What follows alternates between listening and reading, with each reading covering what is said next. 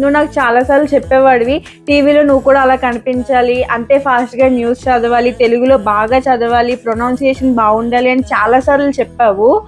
And ఆ job తెచ్చుకోవాలని కూడా చెప్పావు. నా డ్రీమ్ జాబ్ ఇన్వెస్టిగేటివ్ జర్నలిస్ట్ అని నీకు కూడా తెలుసు.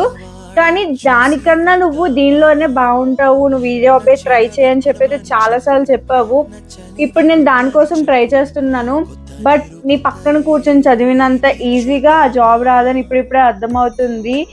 నువ్వెప్పుడు నన్ను నీకు ఇది ఉంది, అది ఉంది, లేకపోతే అంతుంది అని చెప్పి నువ్వు నన్ను ఎప్పుడు గొప్పగా పెంచలేదు. అలా అని చెప్పి కష్టాల్లోనూ పెంచలేదు. ఏది చేస్తే నేను హ్యాపీగా ఉంటాను, ఏది చేయడం వల్ల నేను స్ట్రాంగ్ అవుతానని తెలుసుకుని అయితే నన్ను పెంచావు. నన్నే కాదు, సాయిని కూడా.